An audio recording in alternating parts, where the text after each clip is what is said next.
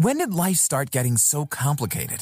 Buying a home? Complicated. Home finances? Certainly not a walk in the park. Raising kids? Yeah, it's a lot. Then there's insurance. What if my policy doesn't cover this? Or what if I have to make a claim in the middle of the night? Good news. State Farm is there for your what-ifs. You can reach them 24/7. File a claim on the State Farm mobile app or simply call your agent to ask anything. So even if life gets tricky, insurance doesn't have to be. Like a good neighbor, State Farm is there. Call or go to statefarm.com for a quote today.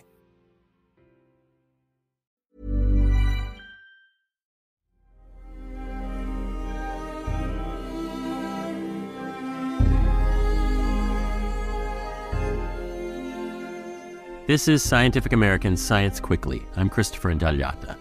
When I first started working on this series about vernal pools and became convinced I had to go see some for myself, one of the things that surprised me the most was where people kept telling me to go to see them.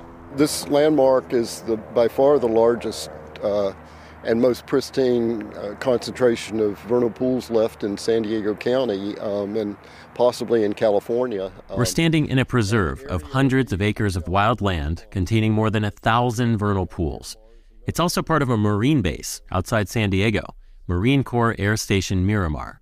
And my tour guide was a wildlife biologist employed by the Department of Defense, a guy named Chuck Black. Yeah, I never thought that I would be coming to a military base to find the natural resource. Yeah, well, lots of people don't associate military bases with conservation efforts, but...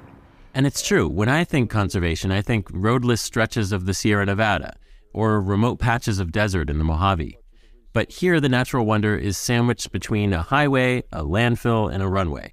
And there's a reason the military base is the largest remaining stronghold of vernal pools along the Southern California coast. Lots of other stuff around here just got developed. The flat mesa tops like this were the prime areas for development during the 18th, 19th, and 20th century. The vernal pools became farmland, houses, shopping centers. It's estimated that over 99% of the vernal pools that formerly existed in San Diego are not here any longer. Because of the development. And if you look statewide, the numbers really aren't that different. And vernal pools are considered one of the most threatened ecosystems in the state. A lot of people know that 90% of vernal pools have been lost from the Central Valley since European colonization. But what people don't know a lot about is that these losses are ongoing. This isn't just a historic problem. This is Sean O'Brien. He's a senior wildlife biologist with ICF. That's a consulting firm. And he does biological surveys of vernal pools before developments. And he tries to recommend ways to avoid harming the vernal pools.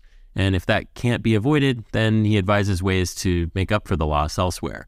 And he says there are a number of things today that threaten vernal pools and the things that live there. But there's one threat that stands out among the rest. I think it's safe to say that habitat loss is the number one concern by a landslide. A recent study by the vernal pool consultant Carol Witham showed that between 2005 and 2018, 9% of the Central Valley's remaining vernal pool habitat, that's 76,000 acres, was wiped out.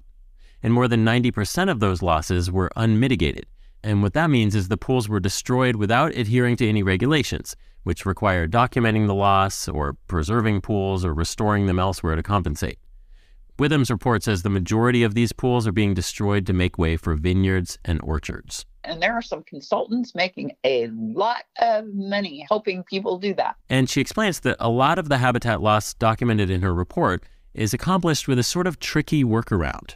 It looks like in a lot of cases they avoided at least the larger vernal pools and only planted around them, not through them. But for all intents and purposes, that endangered species habitat, if it isn't already gone, it will be gone in very short order. Vernal pools tend to be at the low spots. That's where the water pools.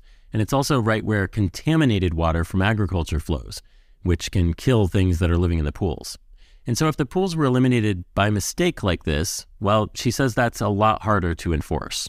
This is part of the reluctance of the regulatory agencies to do enforcement actions because they can't prove that the activity killed endangered species, because they didn't actually go in and screw up the vernal pools intentionally at the time they put in the trees.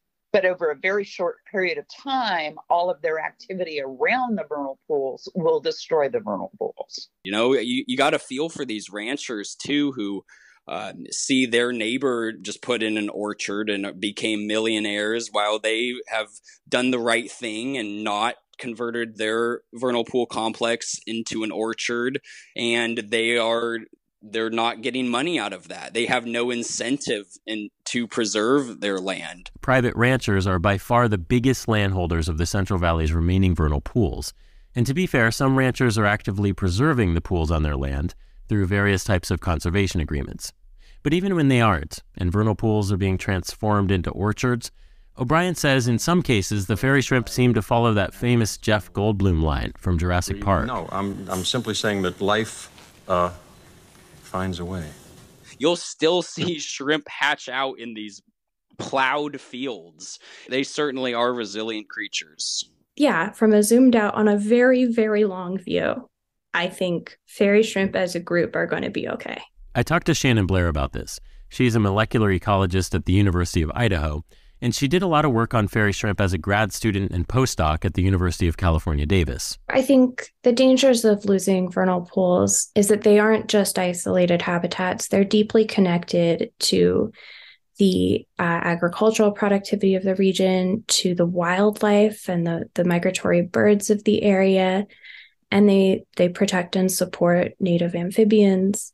So you lose a lot more than just a pond when you lose a pond. But just looking at the fairy shrimp, she says they're survivors, despite what humans might be able to throw at them. They've lived through the breakup of Pangea. They've lived through the KT extinction. They've lived through the meteor that killed the dinosaurs. They've lived through multiple ice ages. And they are still, as an order, they're found all over the globe, in the deserts, in the Arctic, on rocky outcroppings. They're found in the rich jungles of South America. They're found on islands. They represent an ability to survive in very difficult, very changeable conditions. And they do that by sort of waiting until things are perfect before they emerge again, and changing rapidly and adapting rapidly to new environments as they arise. Her point reminded me of something that Chuck Black had said while we were wandering the vernal pools at Miramar. I've even seen fairy shrimp in the asphalt tie-down hollows on the runway that are only about as big as your cupped hands. And they can survive in tiny little puddles on the runway. These things are truly hardcore. And I should stress that nobody told me we shouldn't be concerned or alarmed even at the vernal pools that are vanishing right now today. But there might be some reason to hope.